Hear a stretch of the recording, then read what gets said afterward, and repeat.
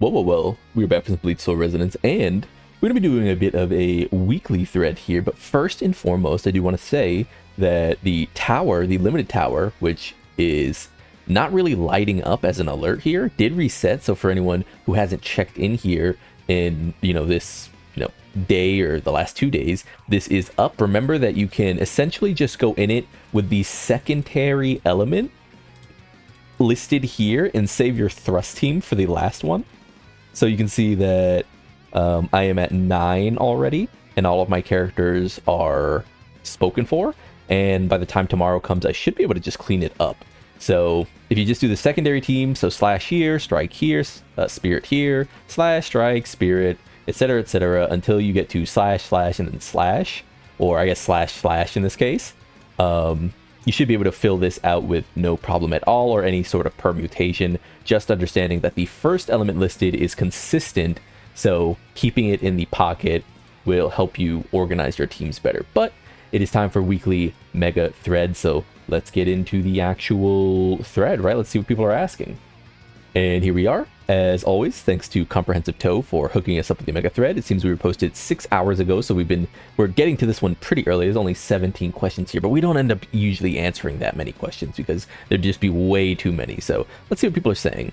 What's the thinking behind certain characters needing attack percent as their main stat? Most of the time it's ult charge, but sometimes it's attack percent, like in Aizen's case. Why? I'm sure it's answered here that Aizen charges his ult pretty quick, but we can go to the subsets themselves. So the reason that we can sort of see this vary so much, and why I think that attack percent ends up just being the more consistent option, is because it requires the least amount of supplementary things to add up.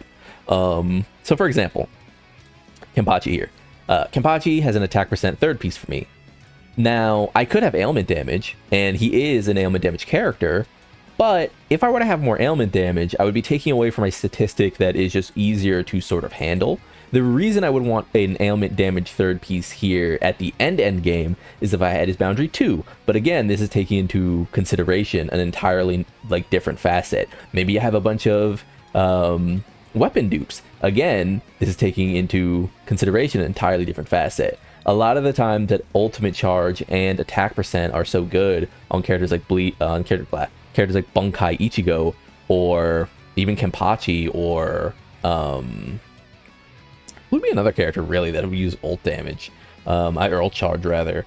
I don't really have them plotted out in mind, because as this is a free-to-play channel, a lot of times I'm not really hurting for attack, or I'm not really hurting for ult charge. I'm hurting for stats, because we are not getting those stats if we are free to play and low spending, because a lot of those stats are going to come from getting things like extra core stamp dupes, getting things like extra weapon stamp stats, right? We don't have the honor of sort of getting those things, right? So 5,000 attack here, I could definitely lower this and get ult charge, but I just haven't really felt it. Ailment damage could be the other one that I go with, but it's all going to be case by case. I would just say that the ult charge rate just feels like the most, you need to know what you're doing. You need to know why you're getting this thing. So right here, ult charge rate is very obvious. This character is never going to do damage, so why not just have him charge his ult, right? This character is never going to do huge damage. I put him on ailment damage bonus, mostly because it's just what I got. But yeah, if I was really to min-max this character, I actually think I would probably switch him over to this ult charge rate, right? And it might be end up being what I do in the long term. But I like the other stats on this. It's got ult charge rate here, some crit rate, and ailment damage bonus. So it's definitely case by case basis. I just think that the reason a lot of people go with attack percent is just because it's an easier thing to fit. Yeah, see, and then they actually do come up with it, is that the attack percent, you would much rather have attack percent and do much more damage overall, especially if you ult charge and substat, should be perfectly fine running attack percent, right? This is in the case of Aizen, but there are just other cases where this might be a thing. Someone else responds, if I had to guess, because they ult fast enough without it, that trying to push it even higher would just have it ready, but lock behind other cooldowns, yeah. Mayuri gear stamp is attack percent, and ult charge, right? With ailment charge rate as substat rolls, as he doesn't need any damage. Yeah, use whatever gets you the most ult charge. Yeah, so again, we're actually gonna go back to this really quickly. Long term, I was just building my Mayuri. This is all day 1 gear. I didn't go back to my Mayuri and build him out any other time, right? Got some Ult Charge here, looks good. Got some Ult Charge here, looks good. And for the most part, those are the pieces I even have available to me. This would be the last piece if I really wanted it, but this piece is going to be the one that is most interesting to me. And it's probably the one I'm going to switch over to now that we're sort of, you know, a week into Mayuri. I think I dropped it. I either got this one from that same crafting session or I dropped it later. But one of the reasons I went with the ailment is because I know that his Ult Charge is right here. Increase entire team's ailment damage bonus equal to his Ult Charge. And in my head, I was like, well, is Ult Charge going to be a thing for whales? Or is it going to be a thing that Mayuri wants as well? Now, especially with the way that the ult has changed, giving us this corrosive pool, it's obvious that we would want this, you know, up all the time as much as possible, right? But in my case, I do feel like I get this Ult Charge. I do feel like I ult every time I need it anyway, so it's not that big of a deal. But yeah, we'll continue down and see what we continue to go with here. So what is a good crit rate? Around 80% is good. I was about to say this exact same thing. Ideally, you want 100%, but it's not always possible. And wow, that feels crazy. Let's talk about that. Okay, so a lot of people are talking about the fact that Bankai Ichigo might get buffed, Toshido might get buffed, you know, blah, blah, blah. These characters might get buffed, right? If I was going to give a Toshido a buff, here's the thing. It wouldn't help whales, but it would help free-to-play players so much if Toshido got crit on like a core stamp, like crit chance on core stamp or crit chance on something, even crit chance like 15 or 20% here, because like Nellel has. Because right now, this character is completely gated by his weapon stamp and his boundary. So if we go here to boundary, you actually get crit chance here, 20% stackable, and it's easy to get. 8 seconds, but it's every counterattack or technique. You're always doing both of these things. So essentially, this character has a base of 40% crit chance. If I go here again, I would have 76% crit chance. If I had his weapon, I think I'd have... What is it? His weapon gives... Is it 25? I think I'd literally have 100% crit rate if I had his boundary too. And yeah, it's one of those things that's just so powerful in the character, and it's so hard to replicate, right? Because it's not on here and it's not on here. In Gein's case, it is on his weapon. It's right here. But if you don't have at least like 70% crit rate, I want to say, then your crit damage doesn't matter enough. So here's like Aizen, for example. Aizen's getting 25% from his weapon stamp. And if I remove it here, so like let's say I just do this right quick, I go replace. You can see his crit rate is still 56%.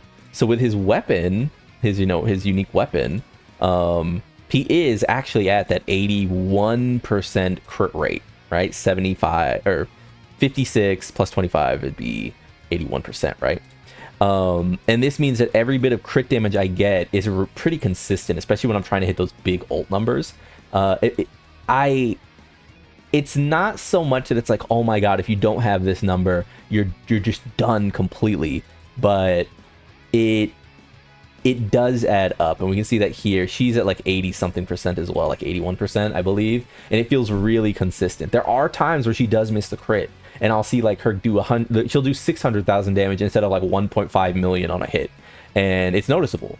And just imagine that, but with a character like Toshido, who is so desperately reliant on that stat, right?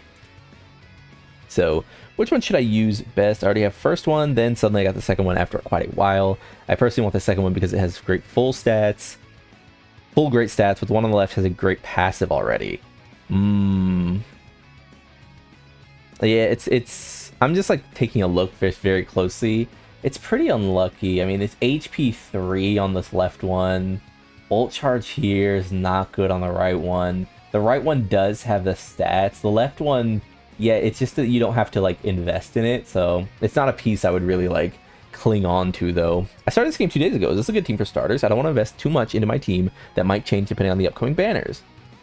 Yeah, try not to run two tactics characters together. But I will say, for the start of the game, when we were in our most dire straits and I'm playing completely free to play and all these things, and I still consider myself very much a free to play player, right? I did ask, and I'm going to extend this information, you know, just willingly. I did ask, hey, would you guys mind if I put the $5 in? It'll help me get characters at B0. That way I can continue to do like free-to-play showcases. So I want to do that transparency. But for the beginning of the game, where I wasn't very lucky, I was running something like this at one point, because I did get Tosin and I got a Yuryu, and the only thing it served to do, and it would have been something like Yachiru probably at this point, or maybe even Kisuke, but the only thing this served to do is activate Tosin, who's an extremely strong character. And we have more options now. We have things like Kurangiku, who is extremely powerful. We've got characters like Mayuri, of course, that you can pull on. They're saying they don't want to pull too much, but, you know, etc., etc. And once you get characters like Ikaku in or something, this team obviously becomes much, much better. But to say that, like, you know, don't run it in general, there are cases where if you're just trying to save materials, it'll become something you end up doing just sort of naturally, I would say. But it's not that big of a deal. These characters, these teams, they won't matter much. You won't, because it's like monotyping content, because it's like team-based content, you're going to get stonewalled, and that's just going to be it for a bit. And then you're going to upgrade your account, and you're going to continue to play, and you're going to get a bunch of resources and rewards, and you're going to start building around strong characters. You're going to start building around, you know, meaningful teams, and the problems are going to evaporate. You know, I said it before, one of the things you'll run out of early on, which I haven't had trouble with in a long time now, is a lot of the upgrade materials. So things like Stamp Nexus, things like the XP, like Tamahagane, or the Head Captain's Insight, things like the skills, and, you know, these Ascension materials and stuff like that. All these things, all the ways in which you raise characters, even the not consumable, even the here we go, the Stamp Ectoplasm here, you'll run out of quite frequently, especially because raising core stamps is pretty expensive, and you're going to run out of con. So I would always say, just find your 3 characters. They seem to already have Yudahara, who is great. They have Byakuya, who is fine, which means, hey, what you actually need to do is focus on your Slash character. They don't have a Slash character who's like sort of meaningful. So hey, look, I have a level 60 Shikai Ichigo, and the characters who are going to do the most in that team are still just going to end up being Yudahara and Byakuya Kuchiki. And so if I was playing that account and I knew that I was sort of building around those 2 characters, I would use my core stamps on something like a Kisuke, not Kisuke, a Byakuya core stamp maybe. I would be trying to fish for, you know, the standard banner, go for like a weapon for Byakuya or Yudahara, either one, and so on and so forth, right? So just, you know, don't worry about it too much. Using 2 tactics characters, it sucks, but it's, you know, it's expected to suck. You started 2 days ago. Don't put too much stock in it. Just set your sights on like a DPS you want. It's probably going to be Grimjaw. Grimjaw is probably going to be the next really big DPS unit besides Soifon in 2 weeks. Can someone tell me? Oh, is that the same person? That is person. Can someone tell me if I should be using my corridor keys? Oh, and this is going to be the last comment, actually. I don't see any reason to save it. With the update, you can select the stamp you want, unless you are saving for a character and want to try to max it first day. I didn't know if we needed for other things. Started 2 days ago, so I use the ones I've saved up. Yeah, okay, so I mean, perfect, right? All of this, you know, it feels like I literally pre-read the message. That's exactly what I would do, is just pick the characters that you really like. You're gonna get more of these materials, and just through playing, you have so much ahead of you. In 2 days, we're gonna get a reset here. You can see I have 3 right now. I'm actually just pulling on my Yuri's. The core stamps do make a big difference, but we've still got about 2 weeks before Soifon comes out, so we've got a little bit of time, and priming this to maybe get another like Mayuri while I go up to another guaranteed role is worth more to me than sitting on them. But yeah, get your Byakuya up, get your Kisuke up, get your weapons up for them, and in the meantime, you'll probably get a bunch of permanent character gacha tickets, and you can start filling out those teams. Slash is going to be a hard one because you don't have a standard banner unit who is an SSR. That's what I struggled with for a long time. I didn't reroll for Bankai Ichigo, so for a long time, I was just waiting for Kenpachi, right? I was using anything and everything. I was using Shikai Ichigo. At sometimes I would use Yoruichi, things like that. And mostly it was just Kisuke Yodohara trying to do it all on his own, right? But yeah, I think it's gonna do it for me. Good thread so far. You know, make sure if you have any questions, there are people always looking to help in there and would be willing to help you out, if not myself. Thanks for leaving comments. Thanks for being so kind. Thanks for sticking with me, rocking with me. This is a little thank you, love letter type bit. But yeah, I've been Lone. Like if you liked the video, subscribe to join the club. We all go make it, and peace.